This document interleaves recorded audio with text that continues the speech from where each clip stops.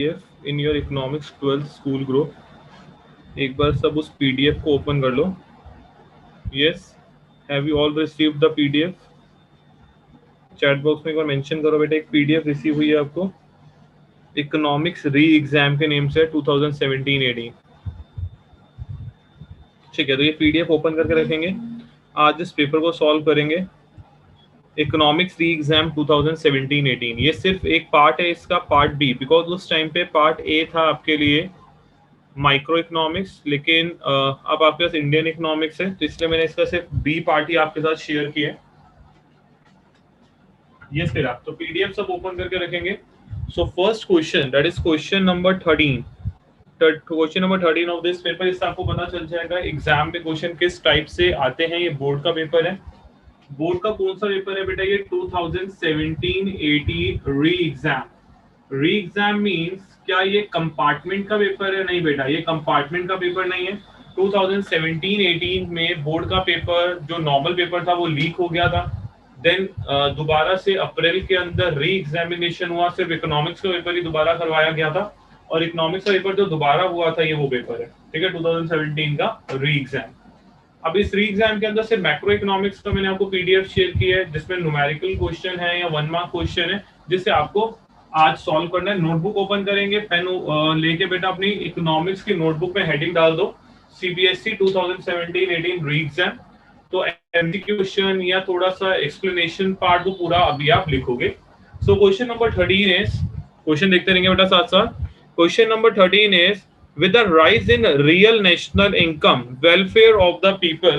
Question आपके पास अगर real national income increase होती है, real national income, if real national income increases, अगर बेटा रियल नेशनल इनकम इंक्रीज होती है तो क्या इससे वेलफेयर भी इंक्रीज होगा? रियल नेशनल इनकम का इंपैक्ट बताना है बेटा आपको. इनकम है और रियल नेशनल इनकम क्या हो रही है बेटा? इंक्रीज हो रही है. तो ऑप्शन आपके पास है, इससे वेलफेयर इंक्रीज हो जाएगा, सेकंड वेलफेयर फॉल हो जाएगा, थर्ड रिमेन्स अनचेंज्ड या नन ऑफ द अबव. आपको अपना आंसर चैट बॉक्स में ही मेंशन करना है बस.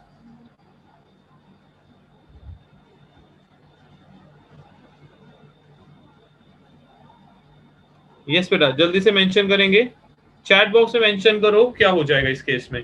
If real national income increases, आपको क्वेश्चन में कुछ मेंशन नहीं है कि इनइक्वालिटीज है या नहीं है, तो अगर इनइक्वालिटीज वर्ड नहीं लिखा हुआ तो हम उसको इंक्लूड नहीं करेंगे. So our answer is a part. अच्छा, जब भी आप आंसर लिखोगे तो कैसे लिखना है?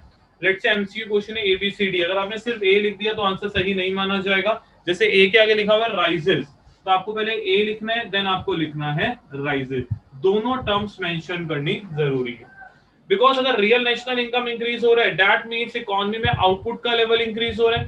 नेशनल इनकम नॉमिनल और रियल दो टर्म्स में डिवाइड की जाती है. नॉमिनल नेशनल इनकम जो है वो प्राइस की वजह से और आउटपुट दोनों की वजह से चेंज हो सकती है, लेकिन real national income increases only with the increase in output, because the formula of real national income is P0 into Q1. So while calculating national income हम क्या करते हैं बेटा? बेस ईयर के प्राइस को मल्टीप्लाई करते हैं क्वांटिटी के साथ. क्लियर है सबको? तो फर्स्ट क्वेश्चन जो क्वेश्चन नंबर 13 था आपके पास, क्वेश्चन नंबर 13 में, वन सेकेंड, क्वेश्चन नंबर 13 में जो आपके पास पार्ट आया बेटा, that is real national income. तो रियल नेशनल इनकम में पार्ट आ जाएगा आपके पास राइजेस का. क्लियर है सबको बेटा? यस और नो? Yes sir. ठीक है, नेक्स्ट क्वेश्चन पे आते हैं.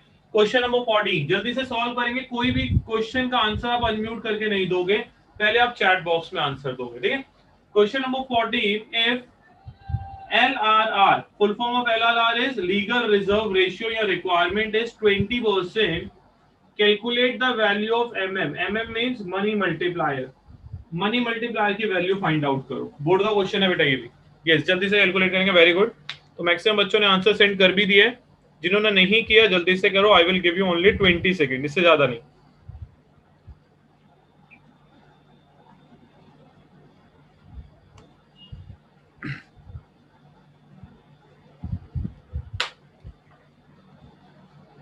ओके बेटा, तो देखते हैं कैसे सॉल्व करेंगे. The formula of MM, MM means money multiplier is 1 upon में LRR that is legal reserve ratio, MM is equal to 1 upon में 20%, MM is equal to 20 upon में 100 अपॉन में 20, परसेंटेज ऊपर चला जाएगा बेटा। सॉल्व करोगे आंसर इज 5 टाइम्स। तो इस टाइप का क्वेश्चन भी बोलना है। Clear everyone? किसी को भी डाउट है तो बताओ। अमन, शर्मा, मनीष, 0.05 नहीं आएगा बेटा, आंसर इज 5 टाइम्स। समझ गए? क्लियर है? मनीष एंड अमन, अमन शर्मा, ठीक है। एक इसको नोट भी कर लो बेटा, जल्दी से नोट करते जाएंगे। फर्स्ट क्वेश्चन का आंसर आप लिखोगे, क्वेश्चंस लिखने की जरूरत नहीं है, क्वेश्चन की पीडीएफ मैंने आपको सेंड कर दी है। नेक्स्ट क्वेश्चन, क्वेश्चन नंबर 15, जल्दी से आंसर लिखेंगे क्वेश्चन नंबर 15 का। Which of the following is not the function of central bank? RBI का इनमें से कौन सा फंक्शन नहीं है? Banking facility to government, banking facility to public, lending to government, lending to commercial banks. ठीक है, आप एबीसीडी लिख दो, बस आप एबीसीडी आंसर लिख दो, पूरा मत लिखो। ठीक है, सब बच्चों ने सही आंसर दिया है, एक दो बच्चों को छोड़ के। तो पहले मैं उनसे ही पूछ लेता हूं जिन्होंने सही आंसर नहीं दिया। क्वेश्चन दोबारा पढ़ लो एक बार।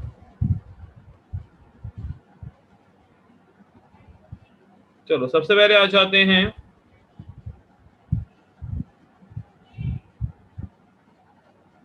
अंश पे। अंश, यस सर। बेटा तुझे अगर आरबीआई में अकाउंट ओपन करना है तो आरबीआई में अकाउंट ओपन कर सकता है? नहीं सर। ठीक है, गवर्नमेंट कर सकती है? Yes sir. तो आंसर क्या होना चाहिए? Sir to public. तूने क्या लिखा है? हाँ सर, गलत है। सोच के तो दे आंसर। अंकुर, यस सर। अंकुर, अगर गवर्नमेंट को बेटा पैसे चाहिए, मनी चाहिए, क्या आरबीआई से बोरो कर सकती है वो? यस सर, कर सकते हैं, कर सकते तूने तो लिखा नहीं कर सकती। हैं। हाँ सर, सॉरी। तो आंसर इज बी। इस क्वेश्चन का आंसर क्या है बेटा? बी। बाकी सब बच्चों ने बी ही लिखा है। सबसे पहला ऑप्शन आपके पास क्या था बेटा? फर्स्ट ऑप्शन आपके पास है बैंकिंग फैसिलिटी टू गवर्नमेंट। तो banking facility to government provide करता है आरबीआई। सेकंड, पब्लिक के साथ आरबीआई डीलिंग नहीं करता। ठीक है, लेंडिंग भी करता है गवर्नमेंट को और कमर्शियल बैंक्स को भी लेंडिंग करता है। क्लियर बेटा सबको? नेक्स्ट क्वेश्चन में मूव करते हैं। और next question is question number 16। ये अभी आपके कोर्स का पार्ट नहीं है। क्वेश्चन नंबर 16 आपके कोर्स का पार्ट अभी नहीं है। ये चैप्टर नंबर 7 का क्वेश्चन है, वो भी हमारा नहीं है, अभी हमने किया भी नहीं है। Question number 17, which among the following are capital good and which are consumer good? आपको बताना है कौन सा कैपिटल गुड है और कौन सा कंज्यूमर गुड है।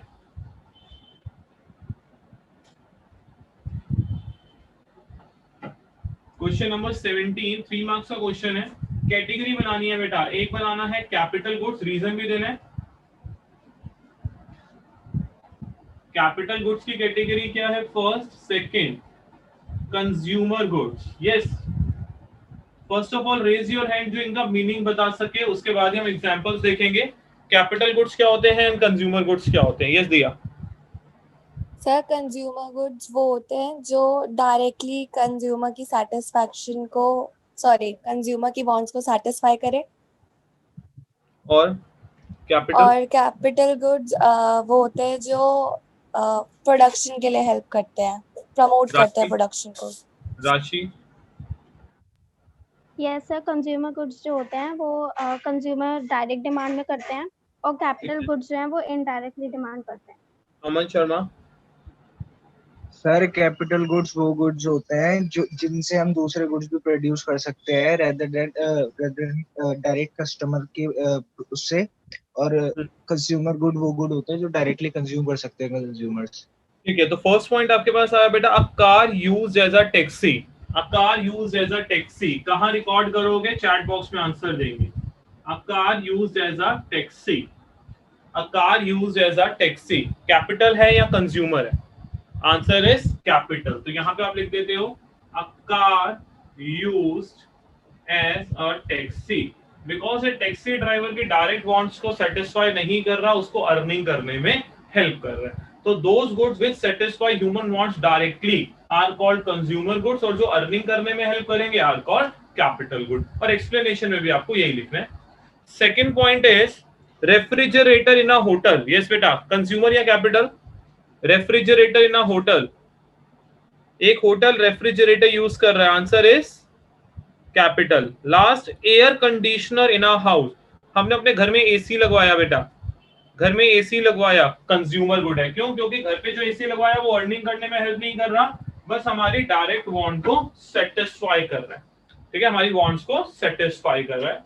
क्वेश्चन नंबर 18 पे मूव करते हैं। देख लो बोर्ड के क्वेश्चन किस टाइप के आते हैं। क्वेश्चन नंबर 18, ये आपके कोर्स में नहीं है अभी के लिए।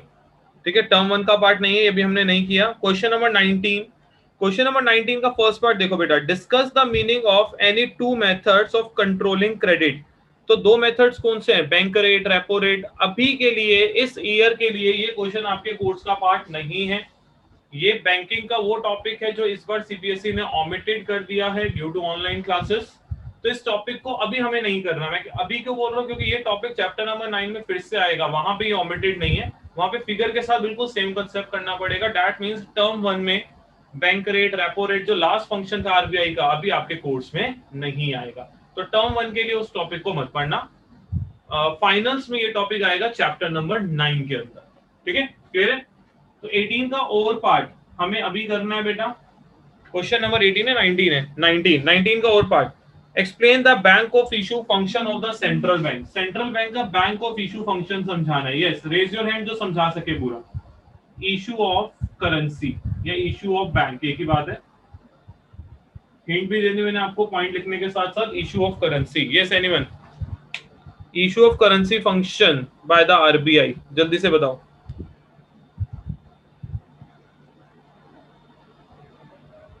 सानिया नारंग, यस बेटा। सर की जो आरबीआई है उसके पास सोल अथॉरिटी होती है मनी को इशू करने की, एंड इसको हम हाई पावर मनी भी बोलते हैं। Currency produced by the RBI, currency produced by the RBI is called high powered money. Yes Sania, आगे बोलो। और सर इसके बेनिफिट्स भी हैं, मतलब कंज्यूमर पब्लिक से जनरेट होता है। RBI issue all paper currency except 1 rupee note and all coins which are issued by the Ministry of Finance। तो आरबीआई बेटा करेंसी प्रोड्यूस करता है इंडिया में, उसको किस टर्म से बोला जाता है कि एक पर्टिकुलर टर्म होती है उसके लिए, उस टर्म को हम बोलते हैं legal tender money. Because all over India उसको कोई लेने से, एक्सेप्ट करने से मना नहीं कर सकता। सबसे इंपॉर्टेंट है इसके एडवांटेजेस लिखने जरूरी है। ये सान्या, फर्स्ट एडवांटेज क्या है बेटा इसका? अगर सोल अथॉरिटी आरबीआई के पास है तो फर्स्ट एडवांटेज क्या है? सर सर्कुलेशन अच्छे से होता है एक तो मनी का। तो यूनिफॉर्म सर्कुलेशन रहेगी। और दिया सेकंड आप बताओ। सर पब्लिक फेथ जनरेट होता है। पब्लिक जो है फेथ बना रहेगा करेंसी सिस्टम पे। नेक्स्ट, फ्लक्चुएशंस नहीं होती इकोनॉमी में। फ्लक्चुएशंस होंगी और एक सिंगल अथॉरिटी होगी तो उसको इजीली मैनेज कर पाएगी। That means in case of inflation और डिफ्लेशन आरबीआई बेटर वर्क कर सकता है। क्लियर है? चलो नेक्स्ट क्वेश्चन। ये 3 मार्क्स के बेसिस पे क्वेश्चन है, इजीली लिखा जा सकता है 4 मार्क्स का, तो इसके आपको एडवांटेजेस जरूर बताने हैं। नेक्स्ट क्वेश्चन 20 क्वेश्चन अभी आपके कोर्स का पार्ट नहीं है, चैप्टर नंबर 7, 8, 9 का क्वेश्चन है। 21 भी 7, 8, 9 का क्वेश्चन है। 22 पे आ जाओ। आपको डिफरेंस बताना है बेटा रेवेन्यू एक्सपेंडिचर और कैपिटल एक्सपेंडिचर में। Difference between 22 question, difference between revenue expenditure, 3 points बताने बेटा कोई भी, revenue expenditure and capital expenditure. Revenue expenditure और कैपिटल एक्सपेंडिचर में डिफरेंस, तो एक तो डेफिनेशन ही हो जाएगी। रेज योर हैंड बेटा जो इसकी डेफिनेशन बता सकता है। फर्स्ट डिफरेंस हो जाएगा define. Yes, revenue expenditure, capital expenditure difference. Ankur, उसके बाद Ishika second part. Those expenditure which neither create any assets and nor create any liability is known as revenue expenditure। जैसे इसने बोला sir those expenditure which neither create any assets, लेकिन अगर यहाँ पे गलती से आपने liability लिख दिया तो रेवेन्यू का कंसेप्ट हो जाएगा। nor reduces any liability of the government. Second goal बेटा एक बार capital. Sir, those expenditure which create any assets or create any liability. ठीक है, those assets which create any assets or reduces any liability of the government, उसको बोलते हैं बेटा capital expenditure. Ishika second point. Sir revenue expenditure recurring in nature होता है और capital non recurring. ये रेगुलर नेचर है, दैट इज रेकरिंग नेचर. इसको बोलते हैं नॉन रेकरिंग नेचर बिकॉज कभी कभी ये डेली नेचर का होगा. एक डिफरेंस और चाहिए बेटा. Yes anyone? महक गोस्वामी. एक मिनट. एग्जाम्पल ले सकते हैं रेवेन्यू एक्सपेंडिचर. ठीक है, तो एक एग्जांपल भी ले सकते हैं. एग्जांपल के अलावा और कोई डिफरेंस कोई बता सकता है? एग्जांपल के अलावा कोई और पॉइंट? सर जो रेवेन्यू रिसिप्ट होती है उनकी कोई फ्यूचर ऑब्लिगेशन नहीं होती दोबारा रिटर्न करने की, लेकिन कैपिटल की होती है. कोई फ्यूचर ऑब्लिगेशन नहीं होती. कैपिटल एक्सपेंडिचर में फ्यूचर ऑब्लिगेशन होती है. ये पॉइंट सही है या गलत है? ये पॉइंट रिसिप्ट में यूज किया जाएगा. सर रिसिप्ट में होता है ये पॉइंट. एक्सपेंडिचर में ऑब्लिगेशन होता है. कैपिटल रिसिप्ट जब बोरोइंग करते हो तो फ्यूचर ऑब्लिगेशन आती है. सान्या बता बेटा थर्ड पॉइंट. के लिए होता है गवर्नमेंट. ये गवर्नमेंट के ऐसे एक्सपेंडिचर हैं जो गवर्नमेंट डिपार्टमेंट्स की रनिंग के लिए चाहिए होते हैं. तो नॉर्मल कोर्स ऑफ बिजनेस के लिए और इकोनॉमी की रनिंग के लिए एक्सपेंडिचर किया जाता है. ये किया जाता है बेटा जनरली टू एक्वायर असेट्स. ठीक है, असेट्स को परचेज करने के लिए किए जाते हैं. मतलब ये it adds to a capital stock of the economy और इससे कैपिटल स्टॉक में कुछ ऐड नहीं होता. ठीक है, तो ये तीन डिफरेंसेस है. ट्राई करा करो. अगर 3 नंबर का क्वेश्चन है तो एग्जांपल को अगर ले रहे हो तो एज अ एक्स्ट्रास में लो, लेकिन 3 मेजर डिफरेंस आपको बताने पड़ेंगे. नेक्स्ट क्वेश्चन इसी के साथ एक सेकंड पार्ट भी है. That is difference between primary deficit and fiscal deficit. Yes बेटा. यस सान्या बता बेटा फर्स्ट पॉइंट. अंकुर, चल अंकुर तू बता. सर पहला पॉइंट डिफाइन हो जाएगा दोनों का. ठीक है, पहला पॉइंट दोनों का डिफाइन लिख देंगे. डिफाइन कौन करेगा दोनों को? जल्दी से बताओ. फिस्कल डेफिसिट की डेफिनेशन बताओ Ankur. Sir fiscal deficit is refers to the excess of total expenditure over total receipts. Total receipts excluding borrowings. ठीक है, ये बोरोइंग्स. अगर बोरोइंग्स एक्सक्लूड नहीं की तो गलत माना जाएगा. युक्ति, प्राइमरी डेफिसिट की definition. It refers to the difference between fiscal interest payment of the previous borrowings. ठीक है, पहला तो हमारा बेटा डिफरेंस की फॉर्म में हो जाएगा. सेकंड डिफरेंस कौन बताएगा? अंश, सान्या. सर फॉर्मूला बता देंगे. फॉर्मूला Primary चल जाएगा. ठीक है, लास्ट डिफरेंस इशिका. इशिका एक डिफरेंस और चाहिए. सर प्राइमरी डेफिसिट का ये हो जाएगा कि ये it indicates fiscal responsibility of the government. Very good. ये गवर्नमेंट के फिस्कल रिस्पांसिबिलिटीज बताता है एक्सक्लूडिंग इंटरेस्ट. और प्राइमरी में क्या बताओगे और फिस्कल में क्या बताओगे? इट शोज या it indicates the net borrowings of the government. बात समझ दोनों में डिफरेंस क्या है? Fiscal deficit total borrowings requirement को बताता है, उसमें से इंटरेस्ट माइनस कर दो, वो गवर्नमेंट की फिस्कल रिस्पांसिबिलिटी है या रिक्वायरमेंट है एक्सक्लूडिंग इंटरेस्ट. फिस्कल डेफिसिट बताता है कि टोटल बोरोइंग्स कितनी करनी है. जो प्राइमरी डेफिसिट बताता है कितनी बोरोइंग्स करनी है एक्सक्लूडिंग इंटरेस्ट. अगर इंटरेस्ट ना हो तो हमें कितनी बोरोइंग्स करनी पड़ेगी. नेक्स्ट क्वेश्चन में मूव करते हैं बेटा. इसी का और पार्ट, अगर आप इसी क्वेश्चन का और पार्ट देखते हो, that is difference between revenue receipt capital receipt. वो आप कर लोगे. उसके कंपोनेंट्स भी बताने हैं. तो पहले रेवेन्यू रिसिप्ट्स के आप कंपोनेंट्स बताओगे. रेवेन्यू रिसिप्ट्स 2 पार्ट्स में डिवाइड होती है, tax revenue and non tax revenue. Tax revenue may be further classified into 2 parts, direct tax and indirect tax. And non tax revenue के कुछ सब पार्ट्स हैं, that is profit from PSUs, estates, fees and fine. सिर्फ name लिख देना. ऐसे capital receipts में borrowings आ जाएगा. ठीक है, डिसइन्वेस्टमेंट आ जाएगी, स्मॉल सेविंग्स आ जाएंगी. ये गवर्नमेंट की कैपिटल रिसिप्ट्स है. Next question, question number 23 yes बेटा। डिफाइन फॉरेन एक्सचेंज रेट, कौन बताएगा फॉरेन एक्सचेंज रेट की definition? Define foreign exchange rate, अक्षित, राशि बताओ बेटा। सर क्वेश्चन में फिक्स्ड एक्सचेंज रेट है। जो वॉइस नहीं आई बेटा आपकी। सर क्वेश्चन वो में कह रही है फिक्स्ड कि एक्सचेंज रेट है। चलो करो, मुझे वॉइस क्लियर नहीं आ रही है, किसी और से पूछ रहा हूँ। सर राशि के क्वेश्चन में फिक्स्ड एक्सचेंज रेट पूछा है। हाँ फिक्स जी बताओ, फिक्स की डेफिनेशन बताओ, फिक्स की डेफिनेशन देन सेकंड रिलेटेड है, पता दोनों होने चाहिए। फिक्स एक्सचेंज रेट की डिफाइन बताओ बेटा, एनीवन?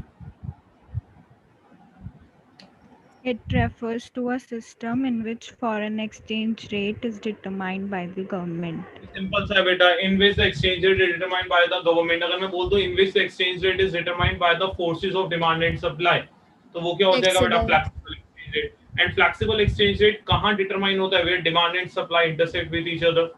ठीक है, तो पहले आपको फॉरेन एक्सचेंज रेट के साथ डिमांड का इफेक्ट बताना है, देन सप्लाई का। Demand curve is downward sloping, supply curve is upward sloping, और जहां वो कट करेंगे वहां एक्सचेंज रेट डिटरमाइन हो जाएगा। ठीक है, next question, last question numerical, जल्दी से सॉल्व करेंगे। इसमें एक वैल्यू मिसिंग आपको दिख रही होगी नीचे, कंजम्पशन ऑफ फिक्स कैपिटल, वो उसकी वैल्यू 120 है। यहाँ थोड़ा सा वो मिसप्रिंट हो गया, तो कंजम्पशन ऑफ फिक्स कैपिटल आपको क्वेश्चन में 120 दिया हुआ है। सॉल्व करो जल्दी से question number 24। Consumption of fix capital की वैल्यू 120 कंसीडर करके करना। मैं लिख देता हूं यहाँ पे, consumption of fixed capital is 120।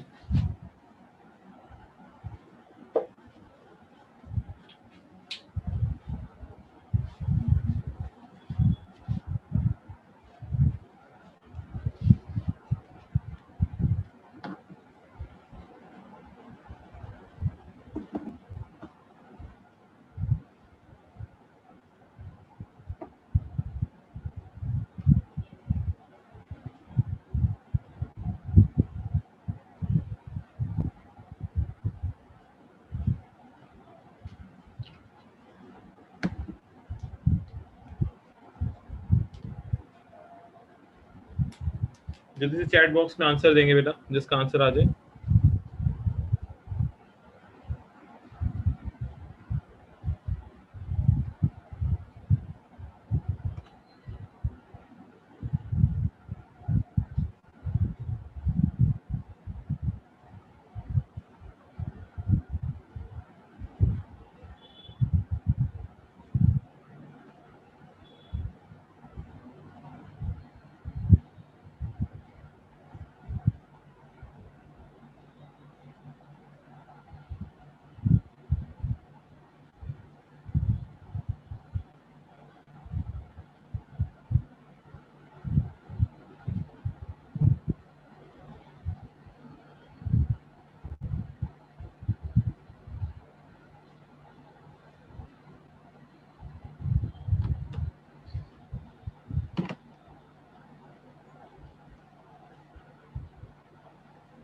अंश ठीक है बेटा आंसर, इशिका आपका भी ठीक है। दिया सेकंड पार्ट में कुछ मिस्टेक है, दोबारा देखो। रिद्धि आप भी बेटा सेकंड पार्ट चेक करो अपना। अमन फर्स्ट पार्ट ठीक सर है। आपने लास्ट वैल्यू क्या बताई थी कंजम्पशन ऑफ 120 फिक्स्ड कैपिटल? 120 वो देखो मैंने बोर्ड पे लिखी हुई है। अनुष्का फर्स्ट पार्ट ठीक है बेटा, महक फर्स्ट ठीक है, अमन ठीक है फर्स्ट, अंकुर दोनों ठीक है, इशिका फर्स्ट पार्ट ठीक है, सेकंड आपने बताया नहीं अभी तक, अंश दोनों पार्ट ठीक है, दिया सेकंड पार्ट चेक करो आप, अनुष्का सेकंड भी ठीक है बेटा, रिद्धि सेकंड चेक करो, अजीम फर्स्ट पार्ट ठीक है, रिद्धि फर्स्ट पार्ट ठीक है। आंसर दोनों एक साथ मेंशन करो, नेहा फर्स्ट पार्ट ठीक है, दोनों आंसर एक साथ मेंशन करो बेटा, फर्स्ट एंड सेकंड। दिया सही है ठीक है, दिया सेकंड पार्ट ठीक है आपका।